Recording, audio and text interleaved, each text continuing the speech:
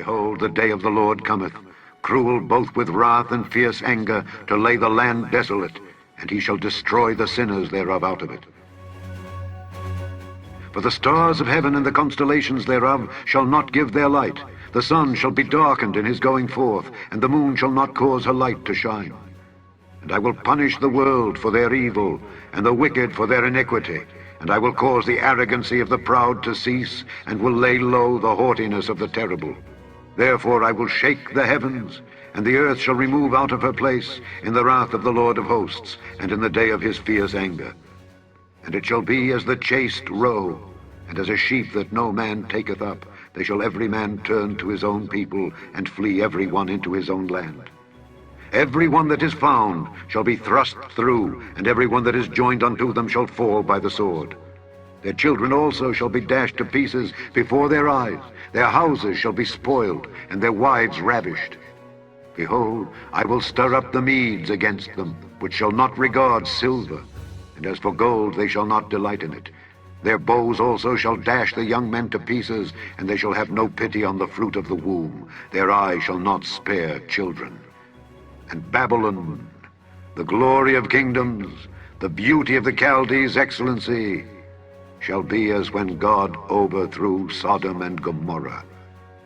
It shall never be inhabited, neither shall it be dwelt in from generation to generation. Neither shall the Arabian pitch tent there, neither shall the shepherds make their fold there. But wild beasts of the desert shall lie there, and their houses shall be full of doleful creatures. And owls shall dwell there, and satyrs shall dance there. And the wild beasts of the islands shall cry in their desolate houses, and dragons in their pleasant palaces. And her time is near to come, and her days shall not be prolonged.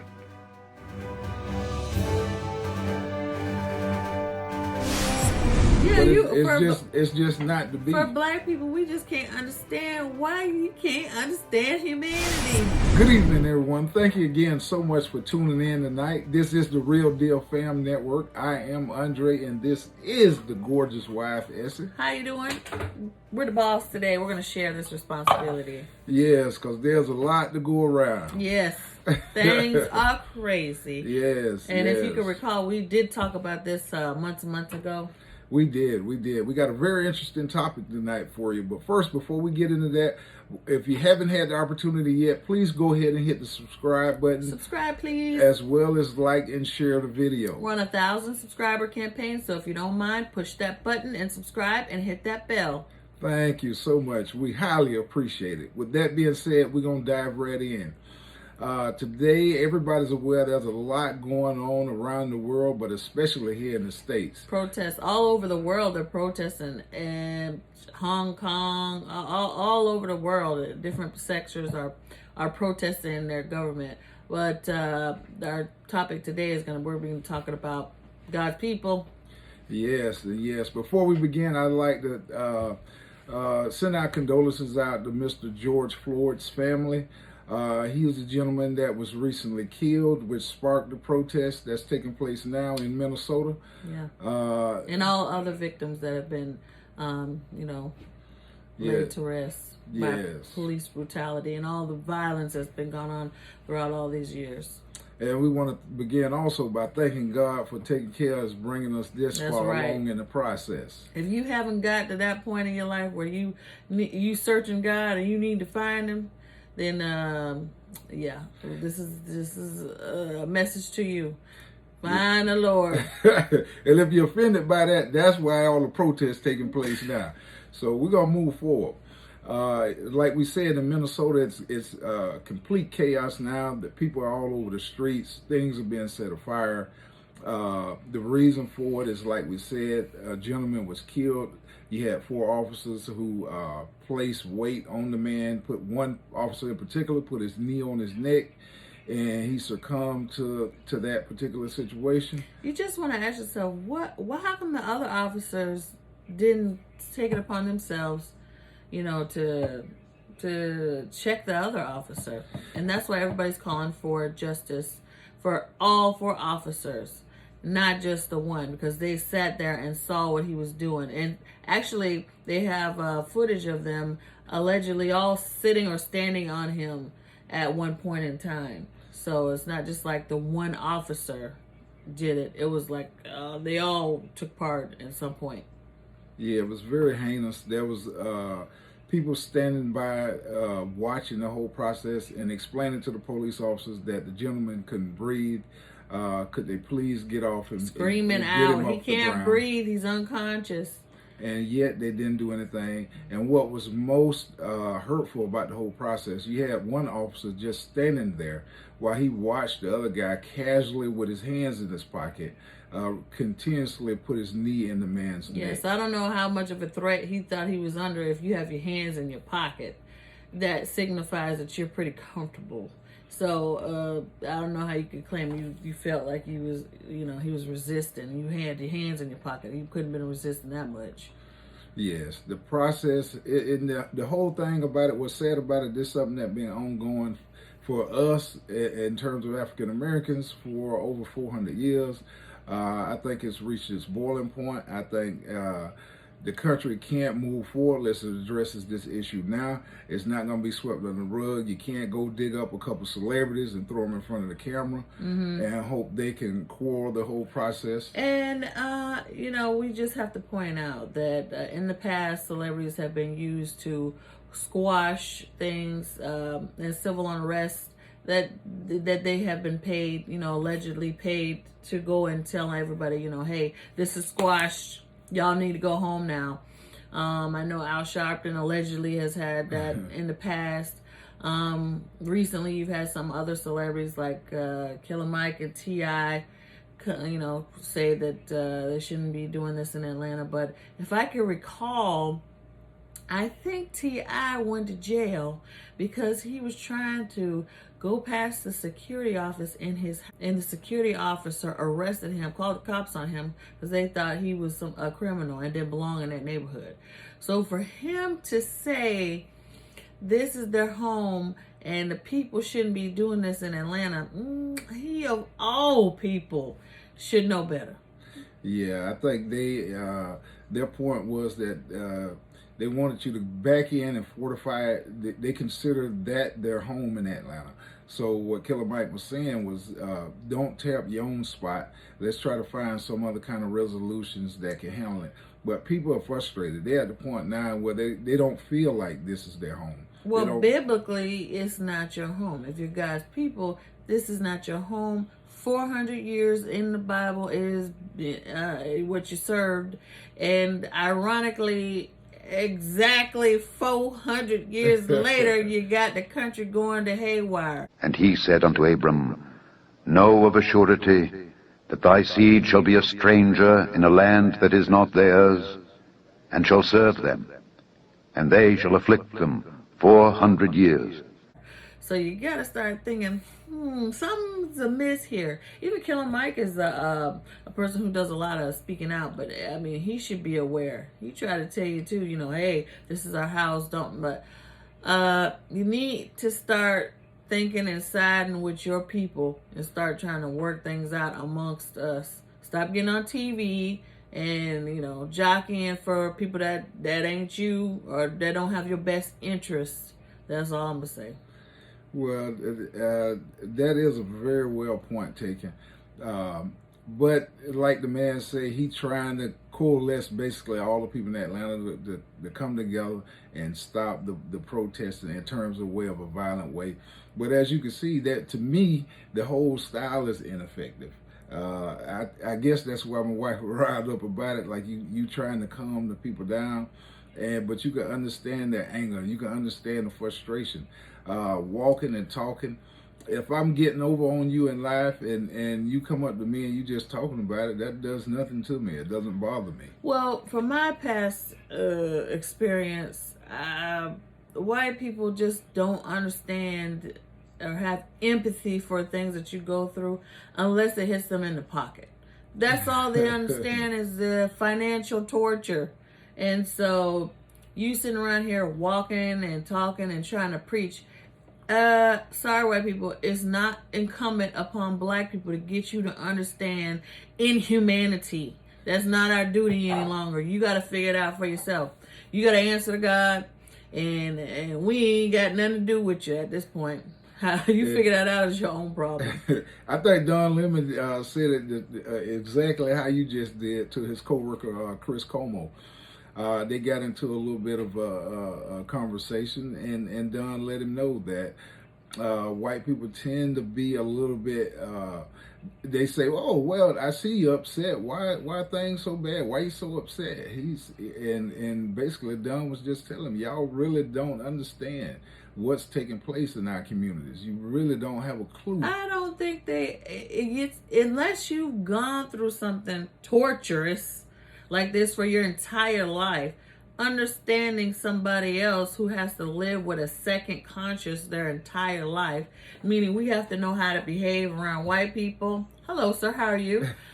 And how to behave around our own people. What's up, dog? You know, how's it going? You know what I mean? You have to have two consciences at all times. You have to be aware of your surroundings at all times. This is very We true. have to accommodate to you at all times. And so, enough of that. Yeah, it done got to the boiling point. Like I said, if you want to have a successful country, there's some things that's going to have to change.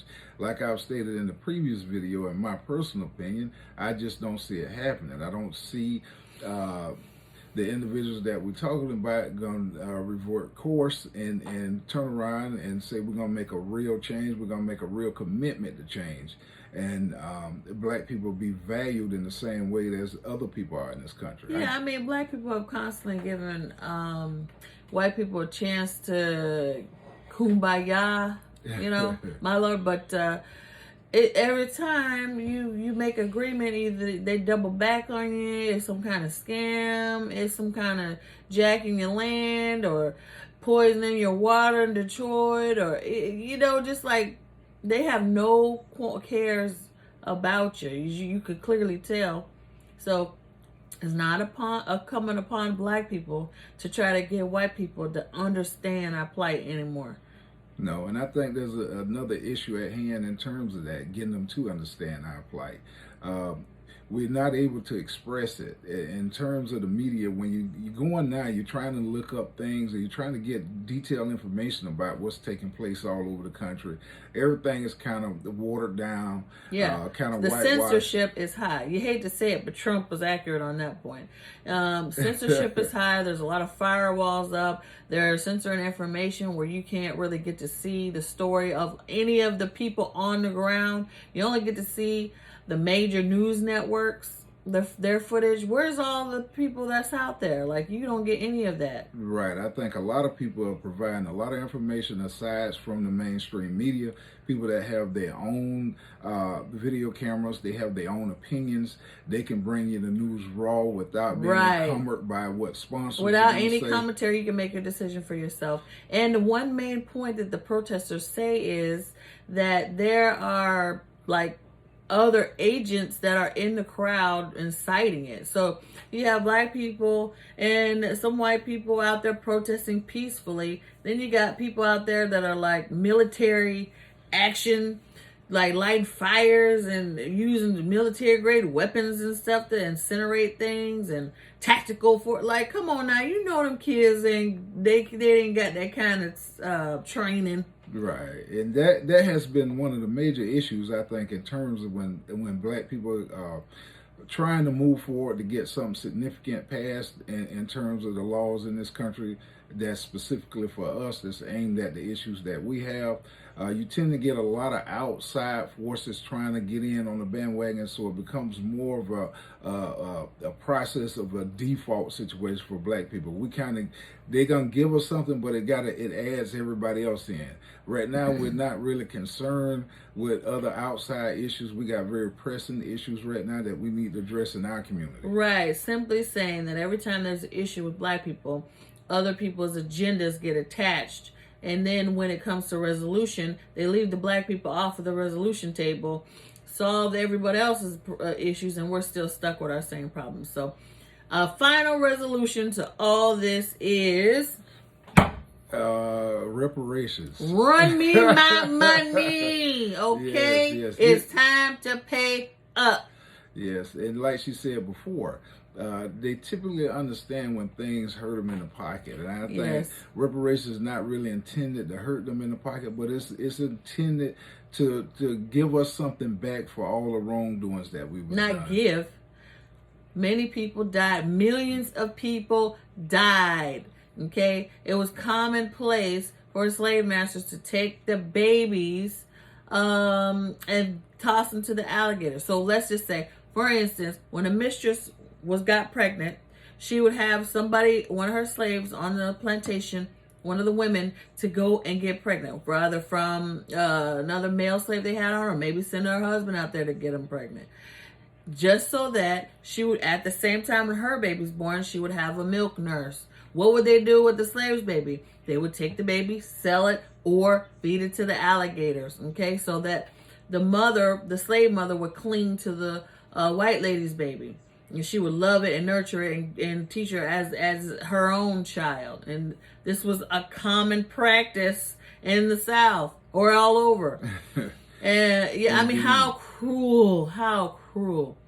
Yeah, there has been many documented inhumane, almost unhuman type things that was done unto our community. Yeah, the throughout topic history. buck breaking means Yes. to take a man's dignity. Yeah, that one I don't even want to go into. That was so foul. Yeah, for a So man foul. to have sex with another man in front of everybody and humiliate him, and I mean, it was basically torture. I mean, there were so many torturous things that happened to our people. You know, aside from just losing your culture, your language, your religious practices, knowing who you are, you know, just everything. You know, even knowing how to deal with your own hair. But why your you natural can't hair. just do like a lot of people say? Why y'all just can't get over it? It's not for us to get over. Biblically, okay, I'm just going to tell you straight up out the Bible, and we'll put some passages in, that an eye for an eye. And it's not that we are going to necessarily give you the eye back, but God gives you the eye back. And the punishment is one of the first things to do is you can willingly give reparations to the people. Or just like a pimple, God squeezes you and makes all that pus and juice come out, and you're going to have to give reparations. Then he's going to crush you. And also that nation whom they shall serve will I judge, and afterward shall they come out with great substance. So, aside from that happening, it behooves America. See, we got all the American colors that America act like it don't want us, but hey, I'm trying to tell you, you can fix the problem now. Yes, and just to get into it a little bit deeper, it seems like there's a lot of aggression, a lot of anger from African Americans, and you can understand why, just like we just went over the history. But even with all of that history, even with all of those wrongdoings, all of the torture, everything, Black people still have in their heart, they still have a sympathy, they still try to hope, they keep hope alive, hope. that some kind of way it's going to work We out. got God in us, and we always hope and love and pray. It still goes against everything in a Black person Right. to have to be Hateful. racist or to be hateful, and that's why we always fall for the okie doke. We always will be willing to trust you. We always are willing to be good people with you and invite you in our home. But at this point in time, you just can't afford to do it anymore. It just showed over and over and over. Every time you think you made some progress, you say, "Oh man, we elected an African American president. We did this, we did that," and then it turns out that wasn't really what it seemed to be. Yeah, it was a snatch and a grab. It was the worst time for African Americans. Practically, we lost so much wealth during President Obama's term. Absolutely. And it was just the worst for African Americans, his time in office. So right now we're at below negative, Right.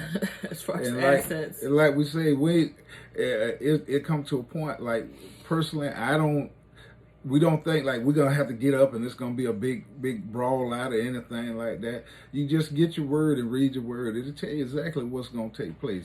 Somebody's gonna handle all this. That's why I say in our nature we was like, oh man, hopefully the people will correct themselves and get their behavior right, get their mind right, realize that we human, we God's people, and start treating us with some respect and dignity. Yeah, but it's just not to be. For black people, we just can't understand why you can't understand humanity. Just the basic things. And when I see y'all out with your family, I be saying, you know, that those people had they was here blessed by the Lord. We didn't create them. We don't have the right to wish bad on them. They got families, they got kids like we do. We wish them the best in life. We appreciate good people. The problem is it never is reciprocated. Exactly. Yeah, so we can't afford to be open anymore. We have waste any more time. We have to close off, and we have to protect and guard ourselves. We have to be amongst ourselves. You know, we appreciate support, but right now you just can't afford to open up. You have to close in ranks, and we're gonna have to demand reparations. And what's included in reparations?